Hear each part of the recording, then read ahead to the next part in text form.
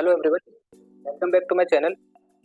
आज हम करने वाले हैं एपीआई इंटीग्रेशन का बेसिक एग्जांपल, जिसमें आपको एक अपेक्स क्लास बना के उसमें एक बेसिक छोटा सा मेथड बना के उसमें किस तरह से एपीआई कॉल आउट करते हैं, क्या क्या हमें कोड लिखना पड़ता है, क्या क्या हमें उसका आउटपुट में मिलता है, वो सब आपको मैं इस क्रैश से बताने वाला हूँ। तो चलते हैं, सबसे पहले बनाते हैं अपन apex class in developer console. तो ये हमारा डेवलपर कंसोल है। इसमें आके हम सबसे पहले क्या करेंगे, एक अपेक्स क्लास बनाएंगे जिसमें हम सारा का सारा अपेक्स कोड लिखने वाले हैं। किसके लिए? एपीआई इंटीग्रेशन करने के लिए। तो अपेक्स क्लास कैसे बनाते हैं, हमें जाना होता है फाइल्स में, न्यू के अंदर, और अपेक्स क्लास चूज करनी है। यहाँ पे आके हमें क्या देना है, उस अपेक्स क्लास का नेम प्रोवाइड करना है। नेम हमेशा किस फॉर्मेट रहता है? कैमल के फॉर्मेट में रहता है। तो सिंपल मैं इसका नेम प्रोवाइड करता हूँ, फर्स्ट एपीआई एग्जाम्पल, राइट। मैं सिंपल ओके प्रेस करता हूँ। ओके, इस क्लास के नाम का इस नाम की ऑलरेडी क्लास अवेलेबल है, फर्स्ट एग्जाम्पल नाम से मैं ले लेता हूँ। अब ये मेरी क्या बन गई, सिंपल अपेक्स क्लास बन चुकी है, राइट। अब डायरेक्टली हम अपेक्स क्लास के अंदर कभी कोड नहीं लिखते।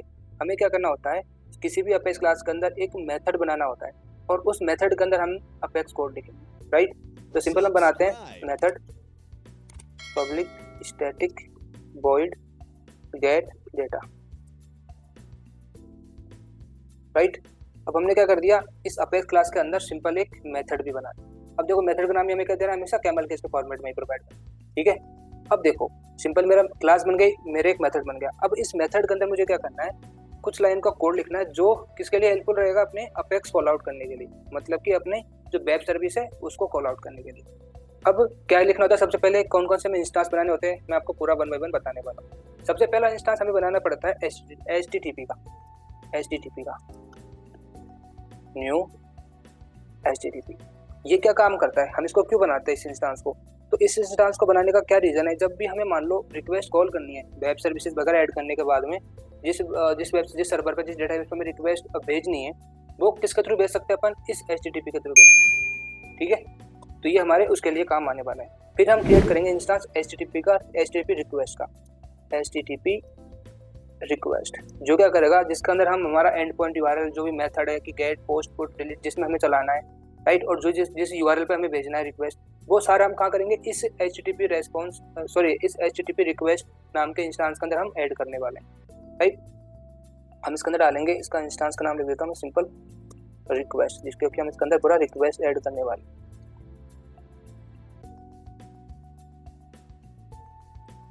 ये हमने इंस्टांस इसका बना दिया है। अब इस रिक्वेस्ट के अंदर मैं कुछ पैरामीटर्स ऐड करूंगा, लाइक सबसे पहले मैं करूंगा and point URL. And point URL कौन सा होगा, जिस पे मैं रिक्वेस्ट भेजने वाला हूँ, जो मेरी डेटाबेस का यूआरएल होगा, राइट। अभी के लिए मैं क्या करता हूँ, मेरे पास इस ट्रेलहेड का यूआरएल है, मैं इस ट्रेलहेड का यूआरएल को यूज कर लेता हूँ। बाद में आपको आगे एग्जांपल्स में मैं दूसरे यूआरएल्स लेके आपको बता दूँ। अभी मेरा सिंपल ये यूआरएल हो गया, जिसके अंदर मुझे क्या करना है, रिक्वेस्ट भेजनी है। अब मुझे इसके अंदर एक चीज और ऐड करनी पड़ेगी, जिसका नाम है मेथड का नाम, जैसे request dot set method. Method क्या करता है कि हमें जो रिक्वेस्ट भेज रहे हैं वो कौन सा एक्शन परफॉर्म करेगी, गेट का करेगी, पुट का करेगी, डिलीट का करेगी, पोस्ट का करेगी, जो भी करेगी वो हमें यहाँ पे डिक्लेयर करना पड़ेगा।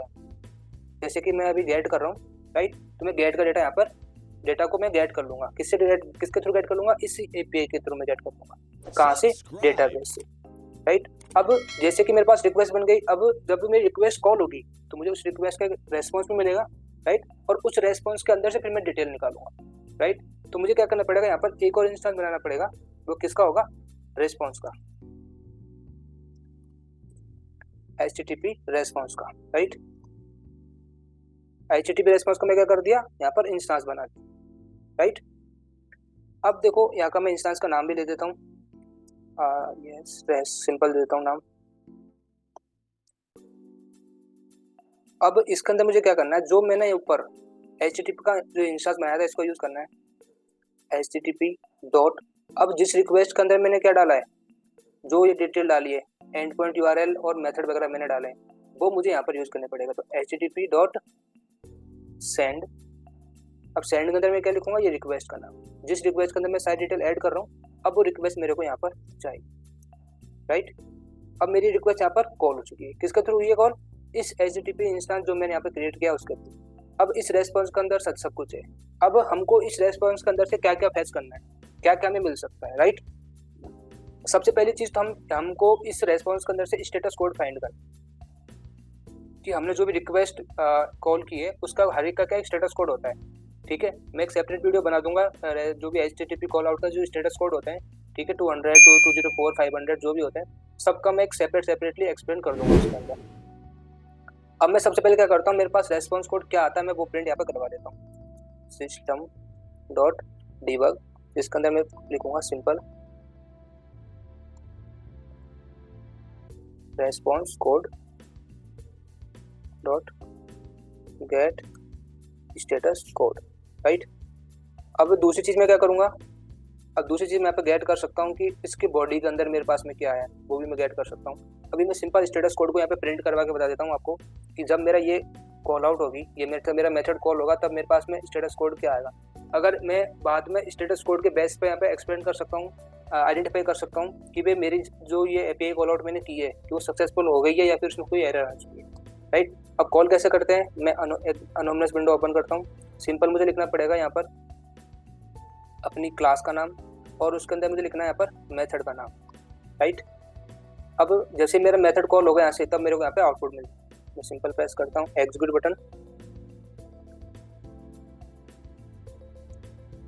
Gate data method, I think sorry class save नहीं हुई है अपनी, पहले मुझे सेव करना पड़ेगा क्लास को, उसके बाद फिर अपन इसमें आपको गेट कर सकते हैं। सेव हो चुकी है मेरी क्लास, अब मैं इसको एग्जीक्यूट प्रेस करता हूँ। अब मेरा ये कॉल हो चुका है। अब देखो मेरे पास में ये एक लॉग बन चुका है, मैं इस लॉग को डबल टैप करके ओपन करता हूँ। अब ओपन किया, अब मैं इसमें सिंपल प्रेस करता हूँ डीबग ओनली, तो देखो मेरे पास स्टेटस कोड क्या आ चुका है, रेस्पॉन्स कोड 200 आ चुका है। कितना आ चुका है, 200 का मतलब होता है सक्सेसफुली कॉल हो जाना, राइट। तो मेरी अब जो मैंने API कॉल आउट यहाँ पर की है, सिंपल छोटा सा एक एग्जांपल लेके, ये मेरा सक्सेसफुली कॉल हो चुका है। तो इस वीडियो में सिर्फ इतना ही गाइस, मिलते हैं अगली वीडियो में जिसमें आपको दूसरा एग्जांपल लेके बताने वाला हूँ। तब तक के लिए जय हिंद जय भारत।